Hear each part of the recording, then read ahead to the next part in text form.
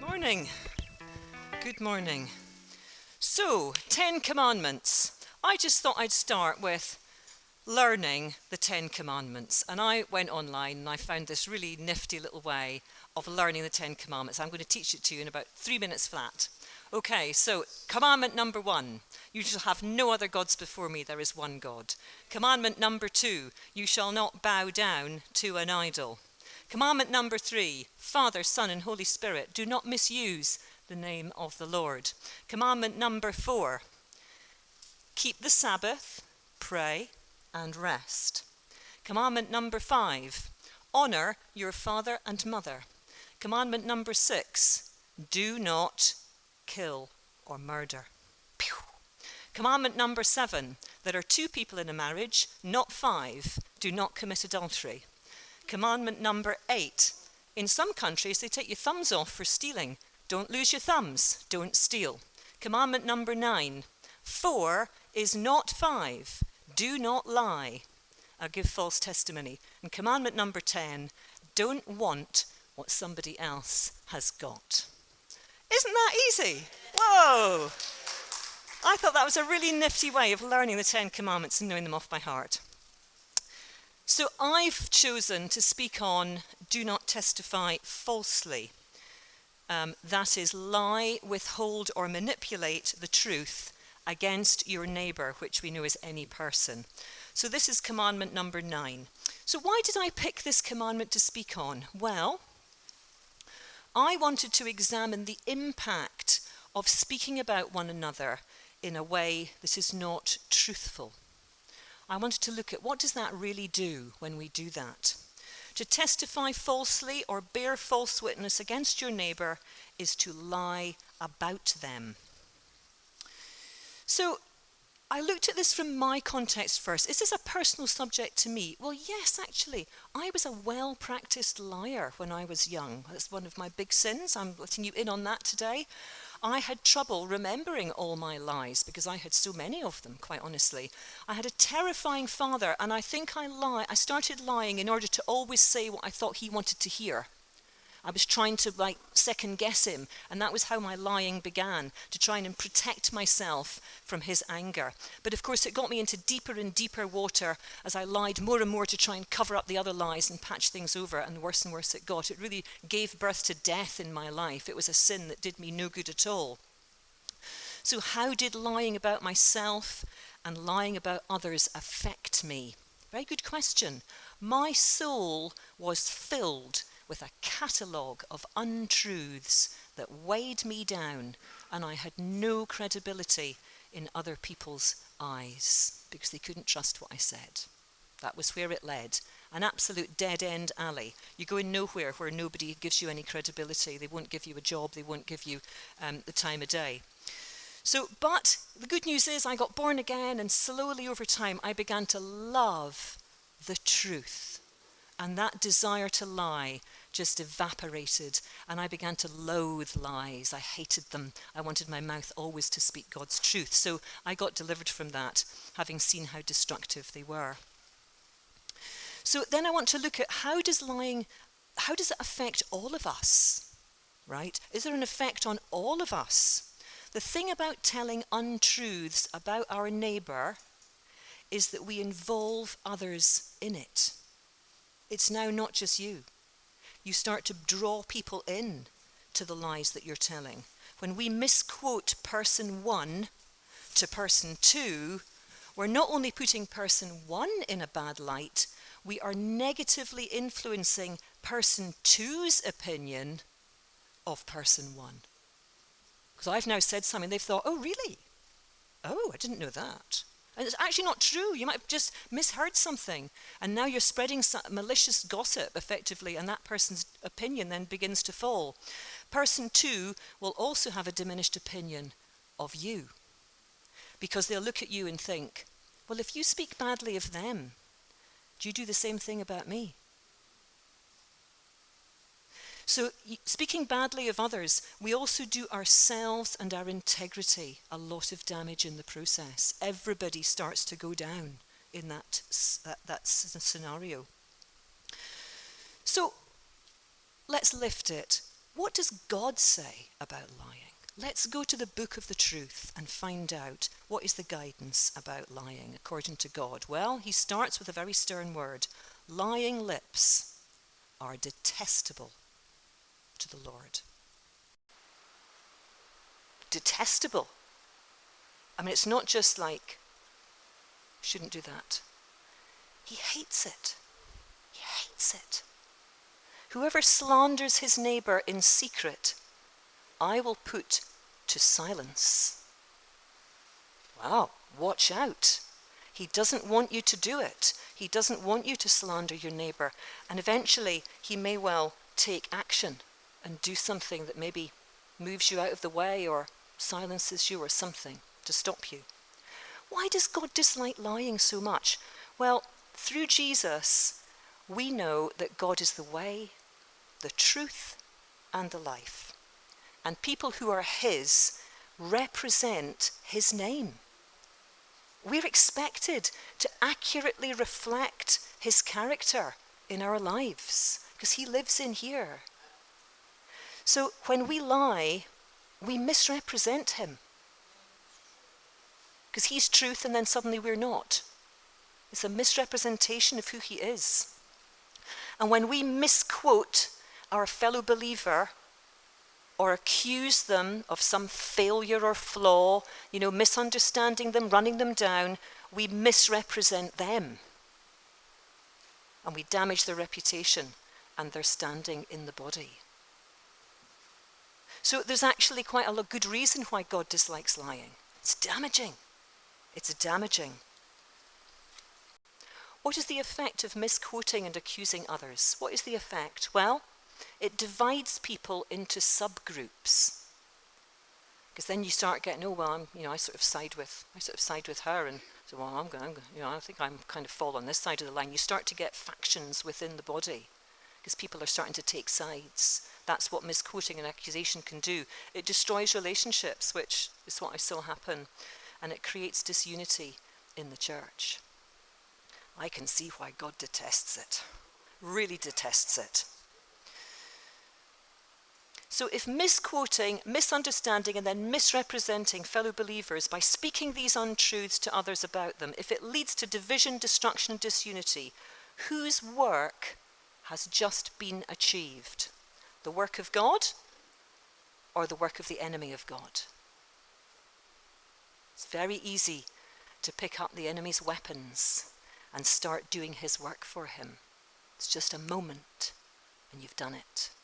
Suddenly your tongue has been used for what it's not designed for. So easy. The enemy of God is known as the father of lies. And when we're not careful about what we say, and we misquote and misrepresent others, these words can become a weapon for the other side, causing damage and breakdown in the body of Christ. Just a few words starts it off. Meanwhile, what else does God say? Christ's prayer is that we would be one. John 17, I have given them the glory that you gave me. He's given us the glory as his disciples, that they may be one as we are one. I in them and you in me. This is Jesus speaking. I in them, you in me, so that they may be brought to complete unity. This is Christ's way. This is his way, that we may be as one. And a team that is in complete unity will not be misrepresenting each other and speaking untruths behind each other's backs. We just won't be. If we're complete unity, we won't be doing that sort of thing. So stay on the right team. Stay on the right team. Join the majority of people who are choosing to walk Jesus' way and reflect the way, the truth, and the life in everything you do. So how can you, as a believer now, how can you and each of us apply this personally? Well, number one, keep the belt of truth around your waist. It's part of your armour. And it's not just the belt of truth that says, yes, I know that Jesus is the Son of God, he's the Saviour of the world, I've got it, I've got the gospel. Well, it's not just that truth. It's not the only truth. The truth, the whole truth, nothing but the truth. Keep it round your waist. You're representing him with a belt. Sometimes a belt's got a buckle that's got an emblem on it. You're kind of representing, you're coming in the name of the one who's got the belt. So you need to be speaking the truth if you're wearing the belt of truth. It's like it girds you around your waist and reminds you, remember, you are an emissary of the truth. In whatever situation you find yourself, tell the truth, even if it's costly. Don't lie to protect yourself. Don't lie to protect someone else. Just speak the truth, but the truth with love and grace. That's the best way forward.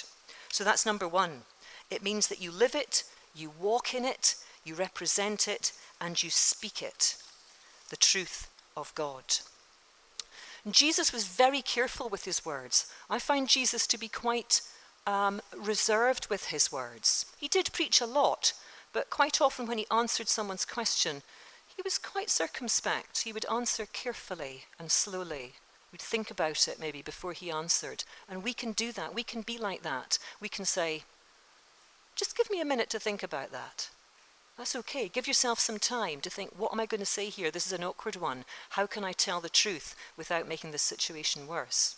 So that's okay to take time. Be careful to reflect facts correctly and with the right spirit, so that you do good with your truth. Because truth without grace can actually be, it can be quite hard sometimes. If someone just comes and tells you the truth about you, you've got to be gracious and loving with the truth and mete it out gently and carefully so that you don't damage people with it. So it can be so easy to misrepresent falsely, and I want to give you just a couple of examples of things that can so easily happen just in a moment. Oh, I saw such and such. Oh, her. Yeah, she's a bit much, isn't she? She's a bit much. Does Jesus think she's a bit much? Or would Jesus say she's passionate? He would like the passion. Very easy just to drop into a little criticism there, maybe out of jealousy, maybe out of insecurity. Suddenly you've criticized someone and represented them wrongly. Here's another one. Oh yeah, I know him. Honestly, he doesn't have a clue, that guy. Doesn't have a clue. Would Jesus say that about them? Or would Jesus simply say, they do things differently to you? So we have to be so careful. It's so easy. If in doubt, say nothing. Just keep your mouth shut. Yeah. And another thing I just want to raise slightly, because it happens such a lot, and it's so sad, and it's so painful, but the enemy wants to whip up false accusation about church leaders. He does. Because the enemy is after the church. And he tries to get it by getting you to slander the church leaders. And it's absolutely despicable. God has appointed and placed people to run the church. And God would possibly say to, for example, Miriam. I don't know if you know the story of Miriam. Miriam was Moses' sister, and Moses had been raised up by God to be his main man to deliver the people from Egypt. Miriam was the sister. She had played her part. But there got to a point where Miriam said, my brother has married a Cushite woman. Really? Shouldn't we have some prophetic words as well as him? Wow, that was all it took. A couple of questions. And God said, Moses, Aaron, Miriam, tent, now. And they went to the tent, and God said to Miriam, Moses is the most humble man on the face of the earth. I don't speak to him in riddles. I speak with Moses face to face. Were you not afraid to question the Lord's anointed? And I won't tell you what he did. It's a bit shocking. But she had to be put outside the camp for 7 days. Then she was brought back in. And I dare say she never did that again. Discipline. God disciplined her. 2 questions, that's all she asked. Wow, we have to be really careful. God really means business on this subject. So watch out for false accusation and questioning about leaders. Just you might not understand why a leader makes the decision they do, but they've been in the secret place and God's speaking to them about issues, and they have to go with that. You know, you may not understand why a decision is taken, but you have to trust God that He is talking to our leaders so that they can shepherd us. And if you've got difficulties with it, go to God with it. Go there. And He might let you in on something to explain something, or He might just say, trust me. Trust me. It's fine. I've got it. Another thing that we can do to make sure that we apply this strategy of conducting our mouths properly is love each other fiercely. Don't just love each other, bunch of flowers, box of chocolates. Love each other fiercely, like your life depends on it. Love each other with a fight. Fight the enemy off to defend your position of love and stand firm in it. Make a quality decision. I am going to love these people, and you're not going to put me off it, because your love will be challenged to see if it's real. Your love will be challenged. So you need to make a decision. No matter what happens, I'm going to love these people no matter how hard it gets. I'm not going to let the enemy drive a wedge in. This is how unity really works. It's a fight, because the enemy wants to make disunity and discord. So that's 3 ways to just help us to practice and apply this principle of managing ourselves and not accidentally dropping into false accusation. So now, where can we all go as a church? Where can we go with this? What's the outcome? What can we obtain if we apply these things to our own lives? What's the resulting picture? Well, let me describe it this way. We have a wonderful prayer meeting on a Sunday evening over Zoom, and we've got to know each other really well in that prayer meeting, and we just have a ball. We just love that prayer meeting. And God often brings a word to us for us to savour. So one evening during the meeting, I had a mini vision while others were praying and chatting and praying. And I was sitting there, had this little vision happen inside my head. I was suddenly standing in my home city of Aberdeen. And I was in the vision, I could see it was in one of the city streets that I knew so well. And I was looking about me as if I was looking for something. Once I thought, this is odd. So I jumped onto Street View on Google Maps, and I brought up that very location of the vision. And I could see the photograph of the whole street, and I started to move down the street on Street View, looking from side to side, thinking, what's the key? What are you showing me? And I got to the spot where I had actually been in the vision. And there was a couple of words that you're going to see in a photograph right now. The 2 words at the right, the name of the shopping centre, Bon Accord. Very big letters. I mean, they're very big letters. If you compare them to the size of the people, these are really big letters, like a sign you can't miss. Now, Bon Accord is a very familiar phrase to me. I've grown up with Bon Accord. In Aberdeen, it's everywhere. Bon Accord Baths, Bon Accord Cafe, Bon Accord Engineering, Bon Accord Oil Company. It's everywhere. It's just been part of my life. But I didn't know what it meant. Why have we got this phrase in Aberdeen? Bon Accord. So I jumped onto the internet and I looked up, what does Bon Accord mean? It's a French phrase, and it comes from the time when the Scots and the French were collaborating against the English. Sorry. So we used a French phrase. Bon means good, and accord means agreement or harmony. So bon accord means good agreement or good harmony.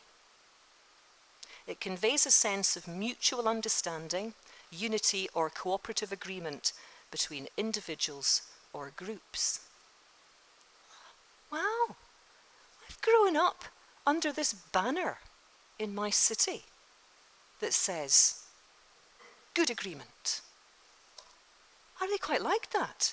Bon Accord is famously known as the motto of Aberdeen in Scotland, dating back to the 14th century. It symbolises goodwill, unity, and a spirit of collaboration. The phrase was adopted historically to represent trust and harmonious relations within the community. Who knew? I was there for 20 years and I didn't know. It was used as a secret password during times of conflict to identify if you were one of us. So if you came upon somebody, you would say, bon accord. And if they said, bon accord, you knew that they was one of you, because they knew what it meant. The English didn't know what it meant. So bon accord was a very, very important statement, and it still is in Aberdeen today. It's still used in official documents, and it may appear in a statement like this, in an official document up in Aberdeen. In times of discord, let us seek the solace of bon accord to mend our differences. Wow, that's what they put in the documents, because they're trying to prioritize harmony. It's in the official writings in the city. So, goodness me, well, our Zoom meeting decided to adopt bon accord as a greeting. And when we meet each other for Zoom prayer or insight prayer on a Tuesday, we'll say bon accord, bon accord. And when we're scratching our heads thinking, what is God saying? What does he want us to do? Well, bon accord's a safe outcome. You can always go to bon accord. If you're in bon accord, then you're going to be in good harmony, good agreement. And that's where the church can go. If we do the personal stuff about applying care to how we speak and what's in our hearts and what we say about one another, we as a church will go into bon accord. Good harmony, good agreement, good fellowship. And that's my story of the 9th commandment. And I've been blessed by this little journey, and I'd like to bless you with bon accord. And God bless you. What more can I say? Hi, thank you for watching this content. I pray that it has inspired you and encouraged you to grow in your faith in Jesus Christ. Well, if you'd like to see more of this content, you can like and subscribe to this channel down below. Also, if you'd like to give a financial gift into this incredible vision and ministry, you can do that by going to www.onelifechurch.co.uk, click give right on the front page, and there you can give. So please give generously and cheerfully. So from me and all the One Life team, till next time, God bless.